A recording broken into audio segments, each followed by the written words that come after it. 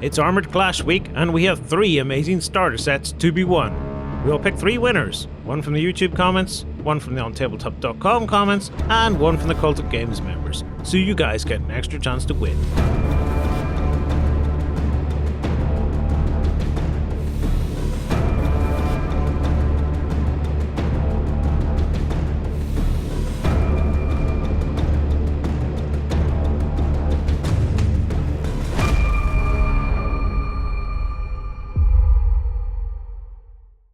Hello everyone, today we're going to be taking a look at the Empire Battlegroup Starter Set for Armoured Clash by Warcradle Studios. Okay then, the Empire Faction Battlegroup for Armoured Clash. It's a hefty box. Whoa! And if I flip it over, you will see why.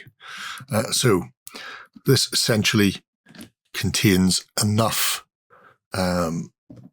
plastics to run reinforced sections when you're playing games, which means in the 3 variant battles you can play, which are Skirmish, Battle and Cataclysm.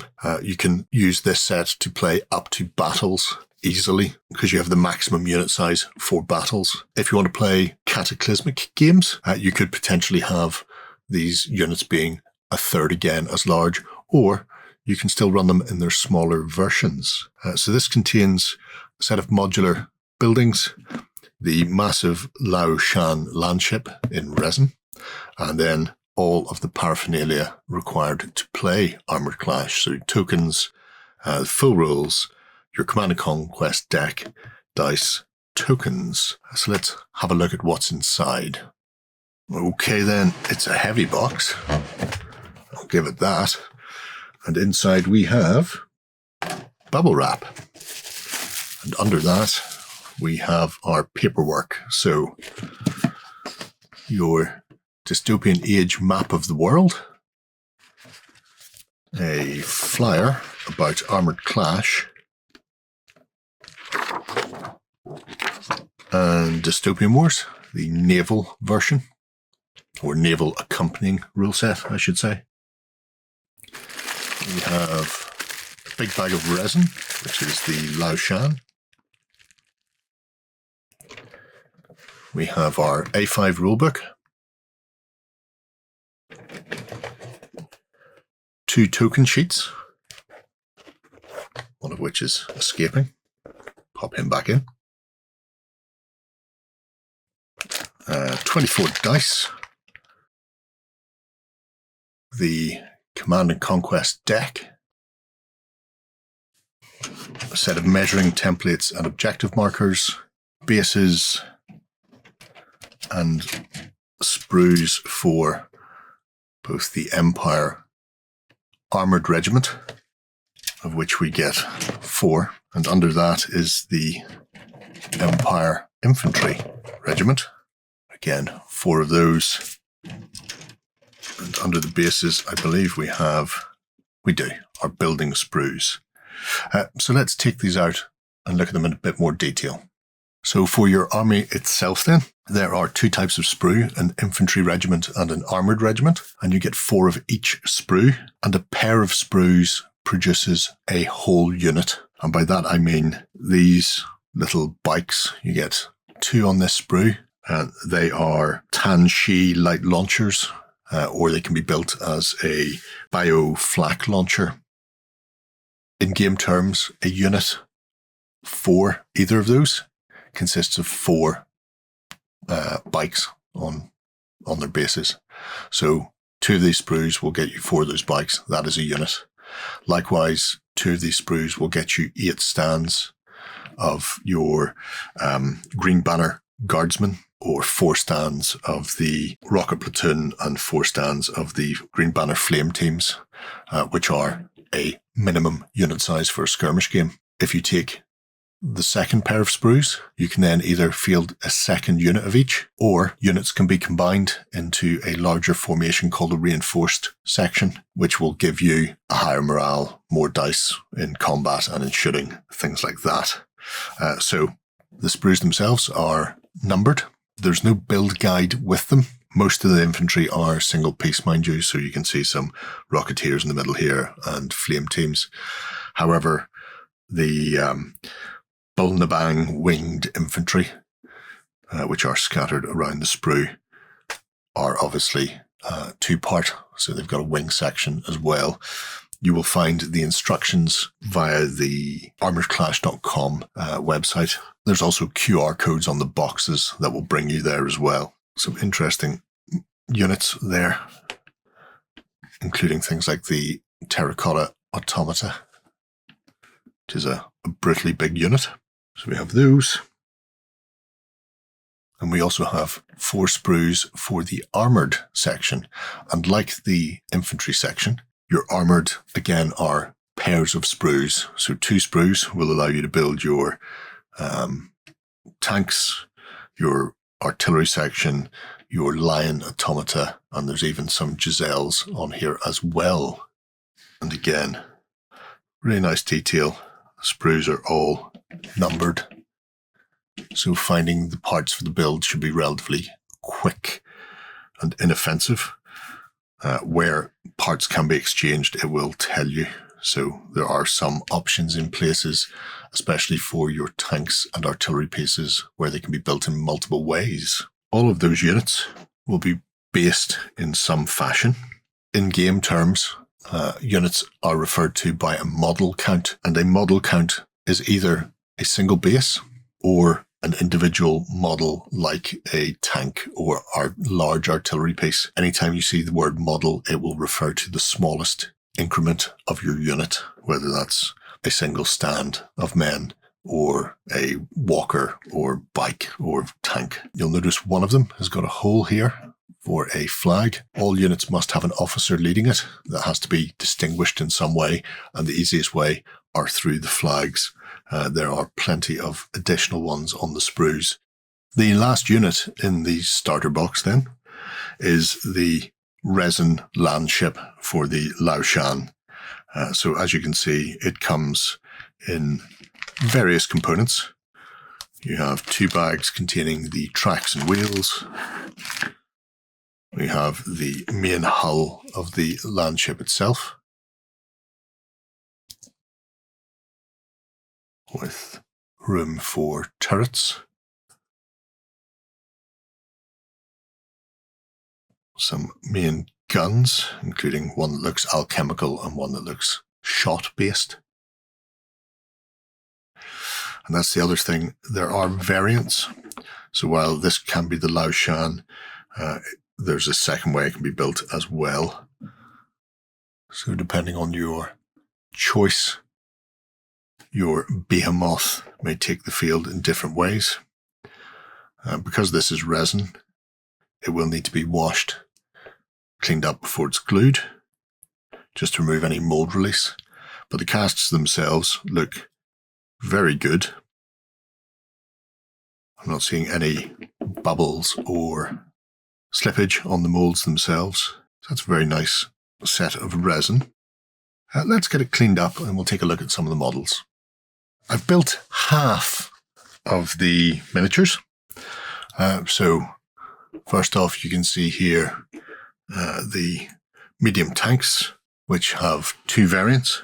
So you can either build them as fan guns or yang shaos, which are flame tanks, which are very cute and a very distinctive steampunk look for a tank, the big ball.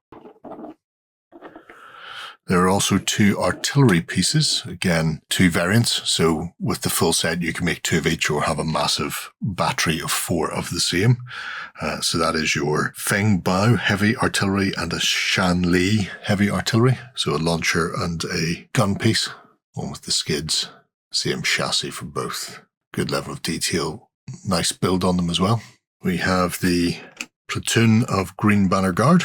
They have separate purvases for some of them. Some of them are molded on.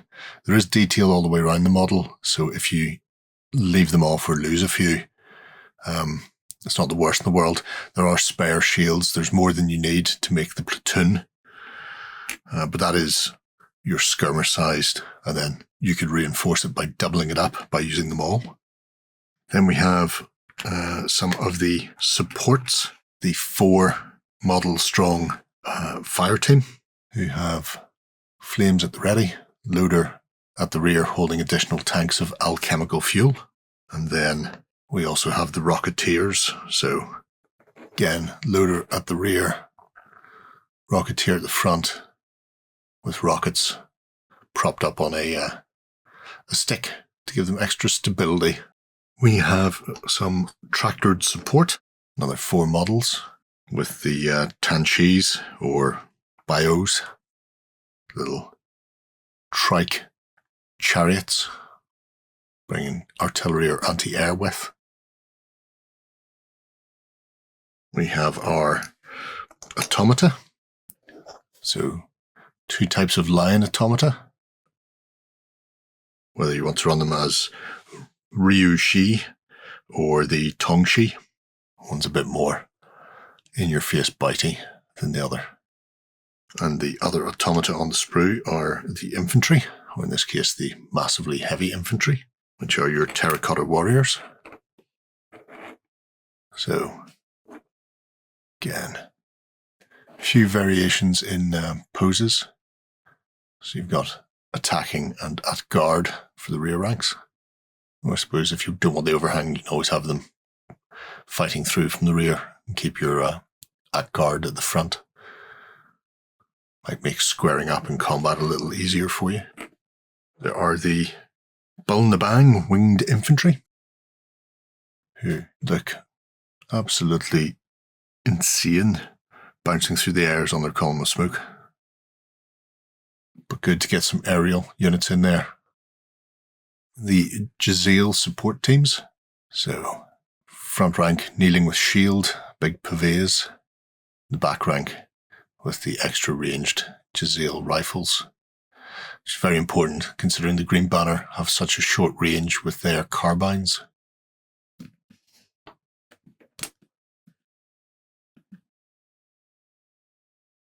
And then we have the final plastics, which is a 5 model section of steam bike cavalry.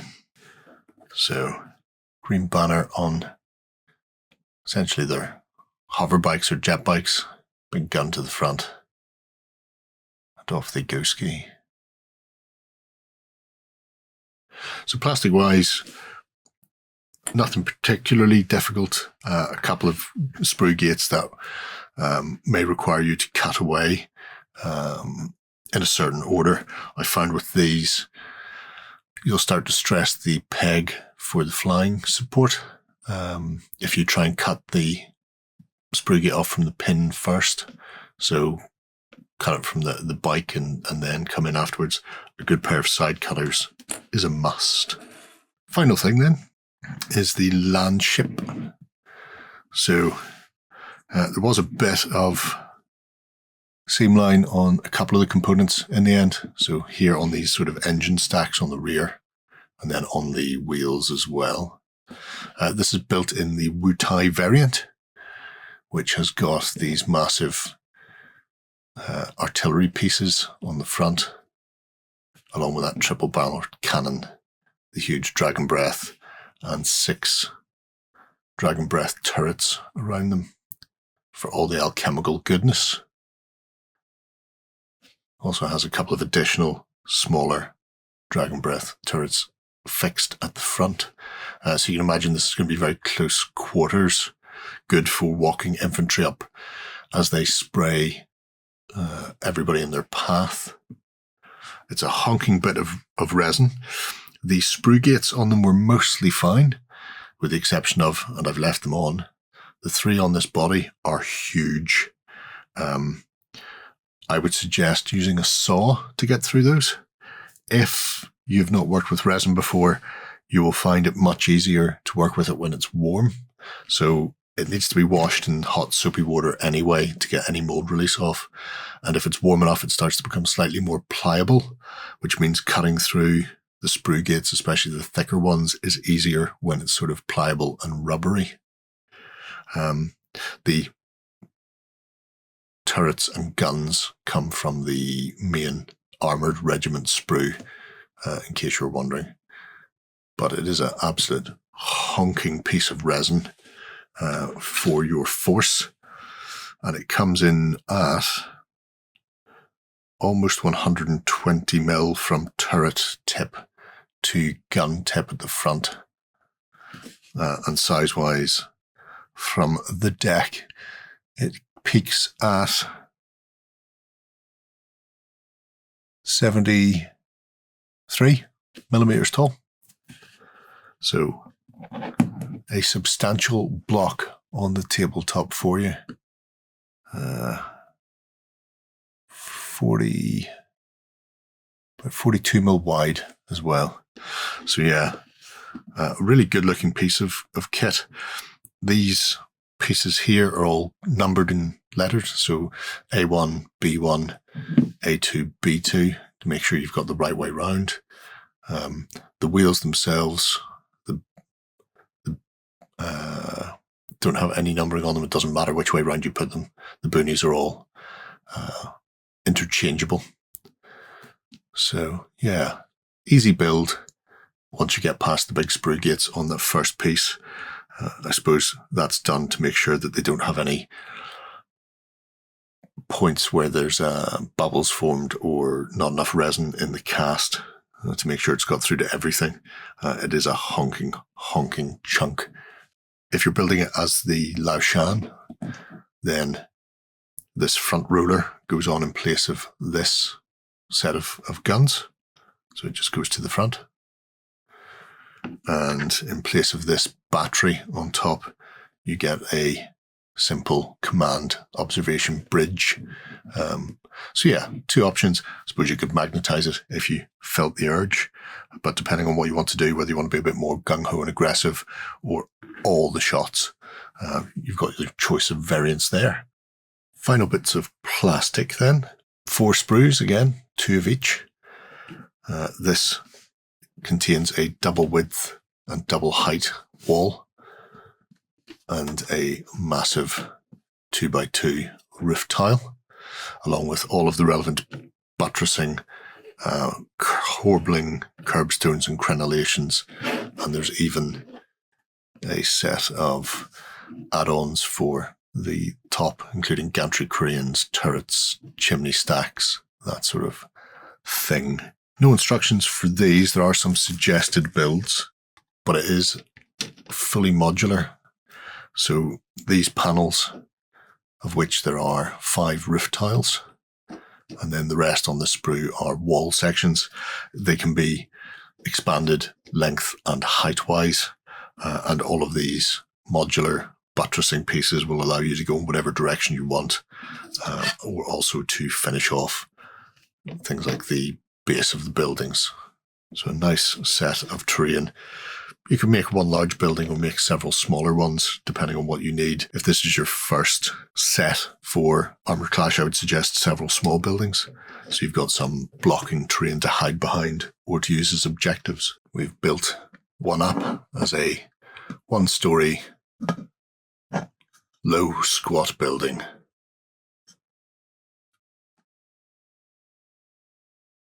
With a serious amount of turret defense on top. The big ramp to go in the front door. The rest of it is just chimneys. There's a really nice level of detail on these. Very industrial looking. I'd be curious how they would look if painted up in a sort of a red brick, sort of standard Victoriana style, mixed in with the greys. So that's fairly simple to build, as is this. A 2 up, 1 down. Again, simple build, nice construction. I put a couple of cranes on top, one to lift from ground and one to lift from the second, or I suppose in this case, 4th floor roof. So they can transport what they need to up to the top. And with this kit, you can probably make 3 buildings of this size, so it's relatively small, a part of an industrial area, but it gives you a slightly different play area to mess around in or to use them for objectives, that sort of thing. Here we have the measuring sticks. So it's a 20-inch hinged ruler, a turning template for larger ships, 4 50mm objective tokens that are numbered on one side and blank on the other. And we have a little turn tracker in here as well, which is a good way of seeing not just who has the turn, but whoever has the turn tracker generally has the initiative. They can be expanded up to 30 inches. You will need a second set of these templates. And they're also hinged to allow you to make a 90-degree angle to use for working out line of sight, arcs of fire, that sort of thing. So that's all of the plastic. Taking a look then at the paper components for your gameplay, there are 2 sheets of game markers, status effects on one side, and damage tokens on the other, which is enough in there to cover 12 units. So activation markers, for example. If you're playing with more than that, you may need some more or mark them off in another fashion. The full A5 Armoured Clash rulebook is also in the box. This is 155 pages of backstory and lore around the 8 factions and the world in the dystopian age that Armoured Clash takes part in. In the main, they're written in-game, in-world, so you're not reading a dry bit of text about a faction. Instead, you're reading what the faction thinks of themselves, or sometimes what other people think of the faction involved. So reports written by the Imperium about the Crown, or spy notes from somebody from the Alliance, maybe having a look at what the Union are up to. So it's quite nice. The first half of the book, though, contains your rules. So we have the beginning, how to play, getting started, core concepts behind the game itself, and then, as you would expect, sequence by sequence, movement, shooting, how to take discipline checks for morale, that sort of thing, all laid out in order, and finishing with a set of scenarios that are both narrative and competitive based. So different types of clashes, as they call them in this, allowing you to work out how you're going to be playing your game. Speaking of the command cards, there's the set of 60. You will need a set for yourself and a set for your opponent, or rather they'll need their own. They serve multiple functions in game. They are your initiative cards. So from your hand, you will pick a card and highest will go first. As you can see, they all have a number in the upper corner from 1 to 12. Sometimes you may want to go after your opponent or not play a card at all. On top of that, they can be used to score victory points through the conquest half of the card.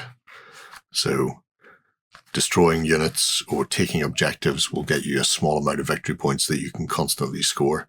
And you can score these multiple times. So if you happen to have several cards that all say, play this card when you suppress an enemy unit and score 1 VP, then you can play 2 or 3 of those if you happen to have them, scoring multiple victory points early game. However, that will leave you in difficulties later because you will no longer have the ability to get the command functions from your cards. These allow you to exploit loopholes in the rules, shall we say. So a rule may say you can't fire if you have a reload token, or you remove a reload token with an action, and you may not have any actions left, but you can play the card to remove it in advance and then be ready for the next turn, fully fighting fit. So that's how you play cards from your hand for initiative or for their card effects. The other way is as discipline tests. When a unit suffers a discipline test, whether through suppressing fire or losing a close quarters combat, you then draw the top card and compare the value to your modified morale, and you're looking for low. So in this case, a 4 would probably save me. Otherwise, they can be running off. Once you burn through your 60 card deck, it recycles but is only used for discipline. So no longer can you draw cards into your hand, which means you can't play them for victory points, you can't play them for their in-game effects, and you can't play them for initiative either. So you can get a lot of victory points early on, but then if your opponent starts milling the deck, you'll find yourself at a substantial detriment in the late game. Dice-wise, 24 of these. They are specific to the game and work similar to other dystopian age games if you've played the likes of Dystopian Wars. Similar but not the same. So you can see there are 5 different face types. You've got a blank, you've got a miss, a glancing hit, a success, and a heroic strike. So strike, heroic strike. Heroic strike lets you roll a new die and add it to your existing roll, which would then garnish me another strike. And they're also worth multiple when you come to count up. So that would be worth 1, 2, 3, 4 successes. Depending on modifiers in game, you may be allowed to roll your glancing hits or re-roll your misses as well. And some of the command cards will let you re-roll blanks. So that's how the custom dice work for gameplay. Okay, there we have it, the Empire Battlegroup Starter Set. Everything you need to start the Empire in the dystopian age on land. The Lao Shan obviously is a monumentally big piece of kit, which looks spectacular, and everything else you need to get started playing your 10 mil games is in there. So terrain, dice, templates, rules, cards, the whole 9 yards. It really is the perfect way to get started into Armoured Clash. If you fancy using the Empire, let me know what you think below, folks. We're going to move on. Bye-bye. It's Armoured Clash week, and we have 3 amazing starter sets to be won. We'll pick 3 winners, 1 from the YouTube comments, 1 from the OnTableTop.com comments, and 1 from the Cultic Games members, so you guys get an extra chance to win. Go ahead and check out our other content on screen now. And while you're at it, why not hit subscribe and remember to ding our dong.